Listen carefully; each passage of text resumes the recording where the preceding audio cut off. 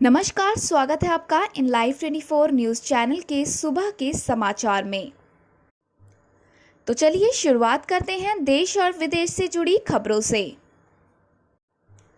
Lockdown 3.0 2 हफ्ते के लिए और बढ़ाया गया। लॉकडाउन 17 मई तक बंद रहेगी रेल, मेट्रो और विमान सेवाएं।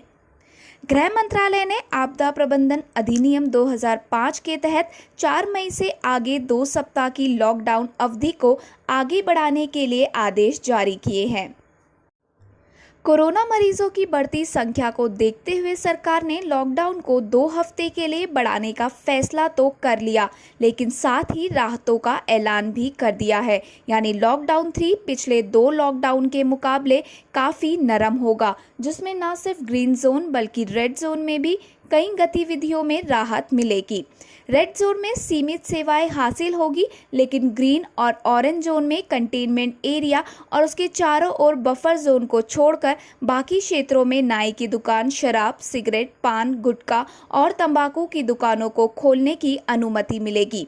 ग्रीन जोन में तो मॉल भी खुलेंगे। हालांकि पूरे देश में हवाई, ट्रेन, बस व मेट्रो सेवा समेत मॉल, सिनेमाघर आदि बंद ही रहेंगे। शुक्रवार को जारी सूची के अनुसार फिलहाल 130 रेड जोन जिले हैं, 284 ऑरेंज जिले और 319 ग्रीन जोन जिले हैं। जाहिर है कि देश का बड़ा हिस्सा कारोबार शुरू कर सकता है। हर सप्ताह इसकी समीक्षा होगी। भारत ने ढेर किए पाक के 5 सैनिक, 1 चौकी भी उड़ाई। गोलाबारी में 2 भारतीय जवान भी हुए शहीद। रमज़ान के पाक महीने में भी पाकिस्तान ने कश्मीर के उड़ी यानी कि बारामूला सेक्टर में भारतीय सैन्य और नागरिक ठिकानों पर भारी गोलाबारी की, जिसमें 2 जवान शहीद हो गए हैं। रमज़ान में भी पाकिस्तान अपनी हरकतों से बाज नहीं आ रहा। ऐसे में भारतीय सेना ने कड़ी जवाबी कार्रवाई करते हुए पाक सेना की 1 चौकी तबाह कर दी। इसके अलावा 5 पाकिस्तानी सैनिकों के मारे जाने और घायल होने की सूचना है। वहीं इससे पहले पाकिस्तान ने लगातार दूसरे दिन शुक्रवार को भी कश्मीर के उड़ी सेक्टर, जो कि बारामूला में है, भारतीय सैन्य और नागरिक ठिकानों पर भारी गोलाबारी की। इसमें 2 जवान शहीद हो गए, जबकि 2 अन्य सैन्य जवान और 3 नागरिकों को गंभीर चोटें आई हैं। आप पार्टी के विधायक विशेष रवि पाए गए कोरोना पॉजिटिव। दिल्ली में तेजी से कोरोना वायरस के मामले बढ़ते जा रहे हैं। ताज़ा मामला दिल्ली की सत्ताधारी सरकार की पार्टी नेता से जुड़ा है। बताया जा रहा है कि आम आदमी पार्टी के विधायक विशेष रवि कोरोना पॉजिटिव पाए गए हैं। विशेष रवि करोल बाग से विधायक हैं। तेलंगाना से झारखंड के लिए रवाना हुई स्पेशल ट्रेन, 1200 प्रवासी मजदूर पहुंचेंगे अपने घर। रेलवे ने कोरोना वायरस को फैलने से रोकने के लिए लगाए लॉकडाउन के कारण अपनी सेवाएं स्थगित करने के बाद तेलंगाना के लिंगमपल्ली में फंसे 1200 प्रवासियों को झारखंड के हटिया तक ले जाने के लिए शुक्रवार को पहली विशेष ट्रेन चलाई। लॉकडाउन के कारण देश भर में हजारों प्रवासी फंस गए हैं और उनमें से कई ने तो पैदल चलकर घर पहुंचने की कोशिश की। वहीं गृह मंत्रालय ने बुधवार को राज्यों को अपने निवासियों को बसों में लाने की अनुमति दे दी। वहीं कई राज्यों के मुख्यमंत्रियों ने अनुरोध किया कि प्रवासियों के लिए विशेष ट्रेनें चलाने की अनुमति दी जाए। आरपीएफ के डीजी अरुण कुमार ने बताया कि 24 बोगियों वाली ये ट्रेन शुक्रवार सुबह 4:50 पर रवाना हुई। उन्होंने बताया कि ये प्रवासियों के लिए अब तक चलने वाली पहली ट्रेन है। रेलवे ने एक बयान में कहा, शुक्रवार सुबह तेलंगाना सरकार के अनुरोध और रेल मंत्रालय के निर्देशों पर लिंगमपल्ली से हटिया के लिए विशेष ट्रेन चलाई गई। यात्रियों की पूर्व जांच, स्टेशन तथा ट्रेन में सामाजिक दूरी बनाने जैसी सभी आवश्यक एहतियाती कदम उठाए गए। दिल्ली हिंसा, पुलिस ने शाहरुख को शरण देने वाले दोस्त को भी बनाया आरोपी। उत्तर पूर्वी दिल्ली में फैले सांप्रदायिक दंगों के मामले में दिल्ली पुलिस की अपराध शाखा ने अदालत में पहला आरोप पत्र दाखिल कर दिया है। इस आरोप पत्र में एक तरफ जहां शाहरुख पठान को मुख्य आरोपी बनाया गया है, वहीं उसके फरार होने के बाद उसे छिपाकर अपने घर में रखने वाले उसके दोस्त कलीम अहमद भी प्रमुख आरोपी है। करीम उत्तर प्रदेश का रहने वाला है। वहीं करकटडूमा अदालत में दायर आरोप पत्र में पुलिस ने शाहरुख को लेकर कई अहम खुलासे किए हैं। पुलिस ने कहा है कि 23 वर्षीय शाहरुख पठान जाफराबाद व मौजपुर में दंगे फैलाने का सीधे तौर पर जिम्मेदार है। उसने न केवल सरेआम गोली चलाई बल्कि बंदूक को लहराते हुए घंटों अन्य दंगाइयों के साथ सड़क पर घूमता रहा। दावा एक्सरे और सीटी स्कैन से भी कोरोना संक्रमितों की पहचान संभव। कोरोना वायरस से पीड़ित मरीजों में 87.9% में बुखार, 67% में सूखी खांसी और 38% लोगों में थकान जैसे लक्षण दिखते हैं। ऐसे मरीजों की जांच और मर्ज की पहचान के लिए छाती के एक्सरे और सीटी स्कैन को भी महत्वपूर्ण जरिया बताया गया है। जमुई और बांका में ठनका की चपेट में आने से 3 लोगों की हुई मौत। पूर्व बिहार के जमुई और बांका में तेज बारिश के दौरान ठनका की चपेट में आने से 3 लोगों की मौत हो गई।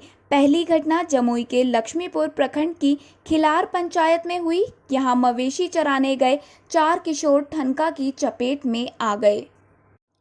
इनमें 2 किशोर संदीप टूडू उम्र 14 वर्ष व परशुराम कुमार उम्र 13 वर्ष की मौके पर ही मौत हो गई, जबकि 2 अन्य बुरी तरह झुलस गए हैं। दोनों को रेफरल अस्पताल में भर्ती कराया गया है। वहीं बांका के बौंसी में ठनका की चपेट में आने से 8 साल के बच्चे की जान चली गई। मुखिया प्रतिनिधि शंभू कुमार यादव ने मृतक के परिजनों को कबीर अंत्येष्टि योजना के तहत मदद दी। पर्यावरण मंत्रालय की मूल्यांकन समिति ने संसद भवन के विस्तार प्रोजेक्ट को मंजूरी देने की सिफारिश करी। पर्यावरण मंत्रालय की विशेषज्ञ मूल्यांकन समिति ने मौजूदा संसद भवन के विस्तार और नवीनीकरण के लिए पर्यावरणीय मंजूरी देने की सिफारिश की है। नया संसद भवन सेंट्रल विस्टा परियोजना का एक हिस्सा है, जिसमें 922 करोड़ रुपए की लागत से मौजूदा इमारत से सटे जमीन पर एक नया संसद परिसर बनाना शामिल है।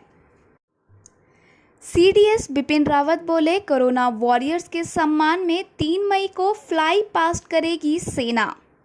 Chief of defence staff general Bipin Rawat ने कहा, कोरोना योद्धाओं के सम्मान में वायुसेना एक फ्लाई पास्ट श्रीनगर से त्रिवेंद्रम और दूसरा डिब्रूगढ़ से कच्छ के बीच करेगी, जिसमें ट्रांसपोर्ट और फाइटर एयरक्राफ्ट शामिल होंगे। सशस्त्र बल 3 मई को पुलिस मेमोरियल पर फूल चढ़ाएंगे। आर्मी लगभग हर जिले में कोविड अस्पतालों के पास माउंटेन बैंड परफॉर्मेंस देगी। उन्होंने कहा कि सशस्त्र बलों की ओर से हम सभी कोविड-19 वॉरियर्स को धन्यवाद देना चाहते हैं। डॉक्टरों, नर्सों, स्वच्छता कर्मचारियों, पुलिस, होमगार्ड, डिलीवरी बॉय और मीडिया जो मुश्किल समय में आगे बढ़ने के लिए सरकार के संदेश के साथ लोगों तक पहुंच रहे हैं। दिल्ली में नहीं रुकेगा प्लाज्मा थेरेपी का क्लिनिकल ट्रायल, केजरीवाल बोले, शुरुआती नतीजे अच्छे। मुख्यमंत्री अरविंद केजरीवाल ने शुक्रवार को कहा कि दिल्ली सरकार गंभीर रूप से बीमार कोविड-19 मरीजों के इलाज के लिए प्लाज्मा थेरेपी के क्लिनिकल ट्रायल को नहीं रोकेगी, क्योंकि उसके शुरुआती नतीजे अच्छे हैं। इस घोषणा से कुछ दिनों पहले केंद्र ने कहा था कि कोरोना वायरस मरीजों के इलाज के लिए प्लाज्मा थेरेपी प्रायोगिक चरण में है और इससे जीवन के लिए घातक जटिलताएं पैदा होने की आशंका है। ट्रेन से जाने वाले मजदूरों को नहीं खरीदना होगा टिकट, राज्य सरकारों से होगी वसूली। कोविड महामारी के कारण लागू देशव्यापी लॉकडाउन के कारण देश भर में जहां तहां फंसे प्रवासी मजदूरों को ट्रेन से उनके गृह राज्यों तक पहुंचाने का किराया रेलवे राज्य सरकारों से वसूलेगा। रेलवे की ओर से शुक्रवार को जारी एक आदेश में इस बात का जिक्र किया गया है। जिस ट्रेन में प्रवासी मजदूरों को भेजा जाएगा उसे श्रमिक स्पेशल नाम दिया गया है। इसमें सफ़र करने के किराए में स्लीपर क्लास के टिकट मूल्य 30 रुपये का सुपर फास्ट शुल्क और 20 रुपये भोजन पानी के शामिल होंगे।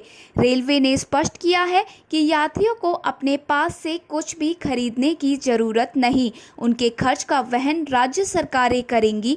महीने भर तक सेवाएं निलंबित रहने के बाद रेलवे ने पहली यात्री ट्रेन इन मजदूरों के लिए शुक्रवार को हैदराबाद से झारखंड के लिए सुबह 4:30 बजे रवाना की, जिसमें कुल 1200 लोग सवार थे।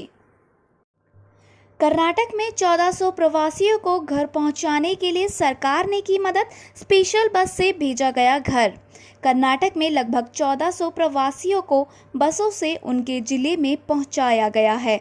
दरअसल हुबली में एक ईंट की कंपनी में ये प्रवासी काम करते हैं। लॉकडाउन के चलते सभी वहां फंसे हुए थे। महाराष्ट्र में एक दिन में 1000 से ज़्यादा केस की हुई पुष्टि, मरीजों की संख्या पहुंची 11,506 पर। महाराष्ट्र में शुक्रवार को कोरोना वायरस के एक ही दिन में 1008 नए मामले सामने आए। इसके साथ ही यहां मरीजों की संख्या 11,506 हो गई। इस दौरान 26 मरीजों की मौत हो गई, जिससे राज्य में अब तक मरने वालों की संख्या बढ़कर 485 हो गई। 106 मरीज डिस्चार्ज भी हुए हैं। अब तक 1869 ठीक होकर घर भी जा चुके हैं। बता दें कि स्वास्थ्य मंत्रालय के अनुसार भारत में अब तक 35,365 मामले सामने आ चुके हैं। अब खबरें विदेश से। काम आई भारत की दवा कूटनीति, ब्रिटेन की लेबर पार्टी ने कश्मीर पर बदला रुख, कहा ये द्विपक्षीय मुद्दा। कोरोना संक्रमण के दौर में भारत द्वारा दुनिया को हाइड्रोक्सीक्लोरोक्वीन दवा देना कारगर साबित हुआ है। ब्रिटेन में सत्ताधारी कंजर्वेटिव पार्टी कश्मीर मसले पर भारत के साथ रही है, लेकिन विपक्षी लेबर पार्टी ने इस मुद्दे पर पाक का साथ दिया है। अब दवा कूटनीति के बाद विपक्षी लेबर पार्टी के नवनियुक्त नेता कीर स्टारमर ने कहा कि वे कश्मीर या भारत के किसी भी संवैधानिक मसले में दखल नहीं देंगे। ब्राजील की राष्ट्रपति को 2 दिन में अपनी कोरोना जांच की रिपोर्ट दिखानी होगी। ब्राजील की एक अदालत ने राष्ट्रपति जेर बोल्सोनारो को 2 दिन में अपनी कोरोना जांच की रिपोर्ट दिखाने का आदेश दिया है। ब्राजील के G1 ब्रांड कॉस्टर की रिपोर्ट के अनुसार संघीय न्यायाधीश एना लूसिया पेट्री बेटो ने राष्ट्रपति द्वारा कराए सभी जांचों की रिपोर्ट 48 घंटे में देने में कहा है। अगर वो ऐसा नहीं करते हैं तो उन पर जुर्माना लगेगा। दरअसल बोल्सोनारो ने 20 सदस्यीय प्रतिनिधि मंडल के साथ मार्च में अमेरिका की यात्रा की थी। मौत की अटकलों के बीच पहली बार सामने आए तानाशाह किम जोंग उन, तस्वीरें हुई वायरल। उत्तर कोरिया के तानाशाह किम जोंग उन अपनी मौत की अटकलों के बीच शुक्रवार को लोगों के बीच नजर आए। स्थानीय मीडिया की रिपोर्ट के मुताबिक किम ने राजधानी प्योंगयांग के पास सुचोन में एक फर्टिलाइजर कंपनी का उद्घाटन किया। पिछले 1 महीने से उनके स्वास्थ्य और मौत को लेकर कई तरह की अटकलें और दावे किए जा रहे थे, लेकिन करीब 3 हफ्ते बाद उन्हें फिर से जनता के बीच देखा गया। प्रतिबंध सूची से नाम हटाने के लिए चीन के भरोसे पाकिस्तान, UNSC को आतंकी पर दी सफाई। पाकिस्तानी प्रधानमंत्री इमरान खान की सरकार ने दुनिया के शीर्ष सुरक्षा पैनल द्वारा स्वीकृत 6 आतंकवादियों को सूची से हटाने के लिए संयुक्त राष्ट्र परिषद से संपर्क किया है। UNSC में अपने खराब ट्रैक रिकॉर्ड को बेहतर करने के लिए पाकिस्तान अब चीन के भरोसे है। अपनी ज़मीन पर आतंकवाद को पनाह देने वाले पाकिस्तान ने हाल ही में लगभग 4000 लोगों के नाम आतंकवादी निगरानी सूची से हटाने का फैसला किया है। पाकिस्तान ने UN की ओर से घोषित आतंकियों के नाम UNSC में खुद को साफ दिखाने के लिए हटाए हैं। सीरिया के अलेपो प्रांत में गैस सिलेंडर के गोदाम में विस्फोट में 4 की मौत, 23 हुए घायल। सीरिया के अलेपो प्रांत के कस्बे में शुक्रवार खाना पकाने के गैस सिलेंडर के गोदाम में हुए विस्फोट में कम से कम 4 लोगों की मौत हो गई। इस हादसे में 23 अन्य घायल हो गए। सिन्हो ने स्टेट टीवी का हवाला देते हुए कहा कि विस्फोट ने नूबल शहर के गोदाम के पास इमारतों को नुकसान पहुंचाया। चीन का कारनामा, माउंट एवरेस्ट के शिखर पर पहुंचा 5G सिग्नल। चीन की तरफ से माउंट एवरेस्ट पर चढ़ने वाले पर्वतारोही अब इसके शिखर पर पहुंचकर भी तेज गति वाली 5G दूरसंचार सेवा का इस्तेमाल कर सकेंगे। चीन की सरकारी मीडिया ने शुक्रवार को खबर दी कि दूरवर्ती हिमालय क्षेत्र में दुनिया के सबसे अधिक ऊंचाई वाले बेस स्टेशन ने परिचालन शुरू कर दिया है। चीन की सरकारी दूरसंचार कंपनी चाइना मोबाइल के अनुसार ये बेस स्टेशन 6500 मीटर की ऊंचाई पर बनाया गया है। ये दुनिया की सबसे ऊंची चोटी माउंट एवरेस्ट के आधुनिक आधार शिविर में स्थित है। इसने बृहस्पतिवार से परिचालन शुरू कर दिया है। धन्यवाद। आज के लिए बस इतना ही। आगे की और खबरों के लिए बने रहिए हमारे साथ इन लाइव 24 न्यूज़ चैनल में। और अगर आपको हमारी ये वीडियो पसंद आई हो तो प्लीज़ लाइक और दोस्तों के साथ शेयर करना बिल्कुल ना भूलें। और जाने से पहले चैनल को ज़रूर सब्सक्राइब करें।